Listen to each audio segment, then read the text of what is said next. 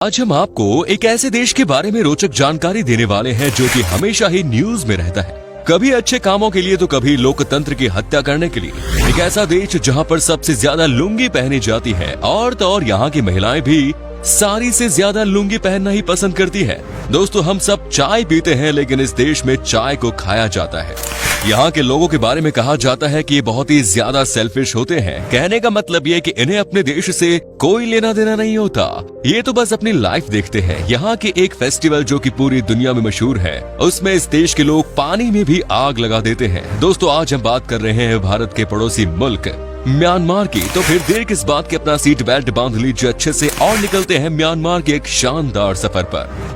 सबसे पहले हम आपको बता दें कि इस देश का नाम है Republic of the union of Myanmar. हालांकि म्यांमार को बर्मा भी कहा जाता है।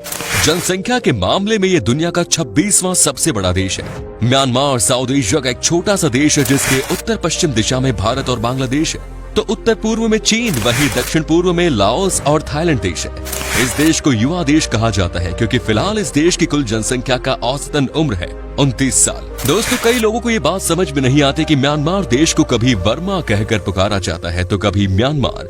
आपको बता दें कि जब तक इस देश में अंग्रेजों का राज था तब तक इस देश को वर्मा के नाम से ही जाना जाता था, लेकिन जैसे ही ब्रिटिश चले गए वैसे ही इस देश का नाम बदल दिया गया, क्योंकि यहाँ की रूलिंग पार्टी का कहना था कि वो किसी भी ब्रिटिश शासन के समय पड़े नाम को कभी भी मान्यता नहीं देने वाले। और फिर साल 1989 में वर्मा का नाम बदल दिया गया।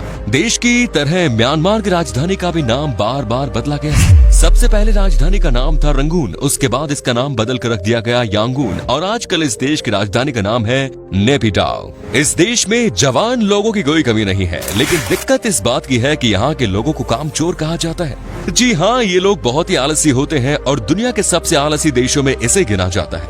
काम के नाम पर यहाँ सिर्फ बड़ी बड़ी बातें ही होती है। मतलब ये कि यहाँ पर युवा सिर्फ प्लानिंग ही करते हैं लेकिन उसका इम्प्लीमेंटेशन कोई नहीं करता। वाकई में ये बहुत दुख की बात है एक जवान मुल्क के लिए। आपको बता दें कि म्यांमार देश का हाल भी पाकिस्तान जैसा ही है।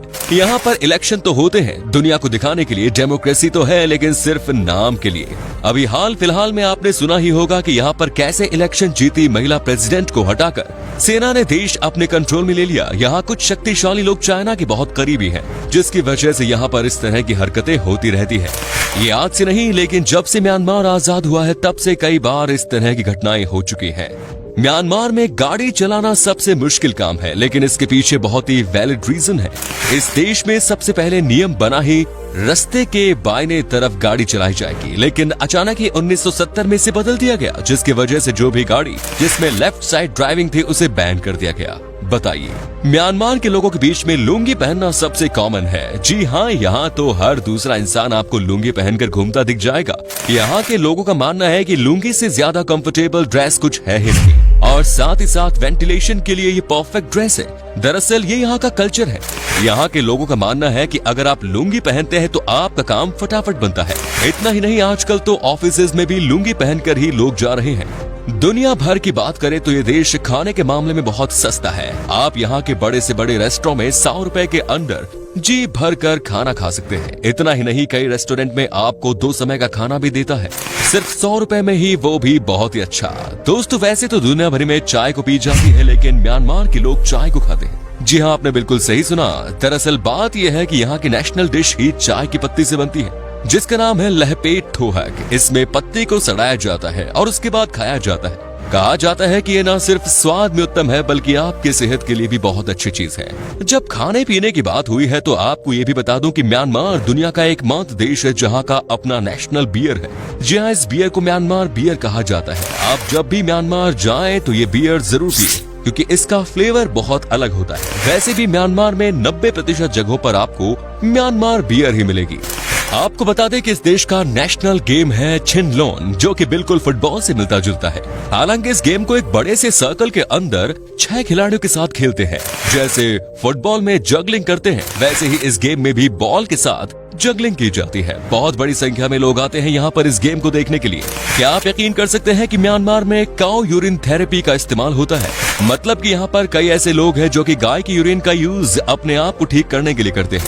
ये सीधे गाय की यूरिन को पीते हैं क्योंकि इनका मानना है कि ये हर तरह की बीमारी ठीक कर देते हैं।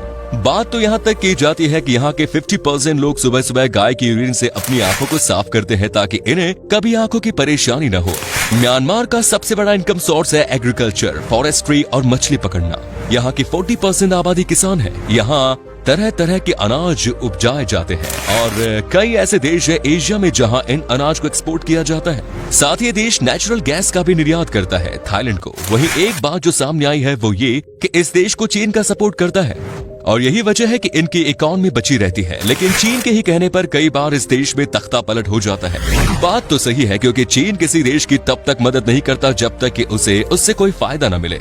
म्यांमार के लोगों के बीच में फिशिंग का धंधा भी बहुत बड़े पैमाने पर किया जाता है साहब। जी हाँ, न सिर्फ अपने देश में बल्कि यहाँ के लोग मछली पालन करके देश के बाहर भी निर्यात करते हैं। सबसे ज्यादा इस देश में फिश की सप्लाई न्यूजीलैंड में की जाती है। साथ में यहाँ के राइस का भी निर्यात दुबई में किया जाता है। एक बड़े फेमस वेबसाइट के मुताबिक म्यांमार घूमने के मामले में दुनिया का तीसरा सबसे बेहतरीन देश है।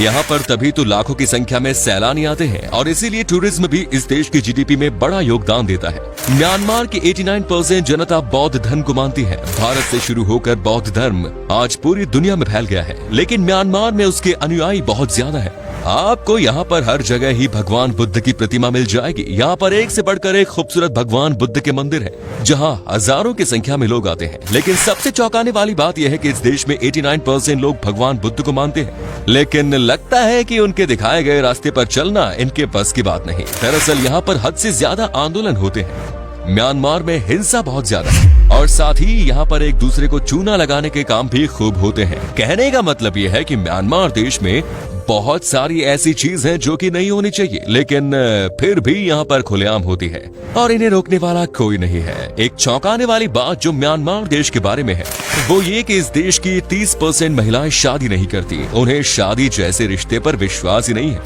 सबसे बड़ी बात तो ये कि यहाँ के बहुत सारे पुरुष भी शादी के बंधन में नहीं बंधना चाहते। दोस्तों, म्यांमार की महिलाओं की गाल पर आपको हमेशा ही एक खास क्रीम लगी हुई मिलेगी। 24 घंटे ये क्रीम महिलाओं की गाल पर दिखेगी। जानते हैं क्यों? वो इसलिए क्योंकि यहाँ की महिलाएं अपने आप को हमेशा धूप से बचाकर जो रखना चाहती हैं और साथ ही साथ उनका मानना है कि इस क्रीम को बनाने के लिए जिस पेड़ का इस्तेमाल किया जाता है उससे आपकी स्किन हमेशा जवान रहती है। दोस्तों, हमारे देश में तो हाथों में चूड़ियां पहनी जाती है, लेकिन म्यांमार में महिलाएं अपने गर्दन में चूड़ियां पहनती हैं। यहाँ की महिलाओं का मानना है कि जिसकी जितनी लंबी गर्दन होती है वो उतनी सुंदर लगती है दिखने में। वाकई में बहुत ही कमाल की सुंदरता है और यहाँ की महिलाएं 5 साल की उम्र से ही ये चूड़ी अपने गर्दन में पहनना शुरू कर देती है।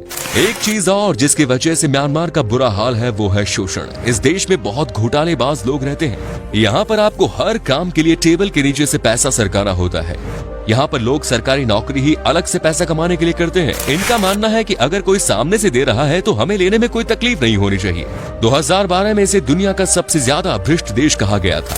म्यांमार में रेगिस्तान के अलावा सब कुछ है। सब कुछ बोले तो यहाँ की भौगोलिक खूबसूरती बेजोड़ है। पहाड़ियों की श्रृंखला, झरने और झील यहाँ की खूबसूरती में 4 चांद लगाते हैं। ये बात सच है कि नेशनल ब्यूटी के मामले में इस देश की बात ही अलग है।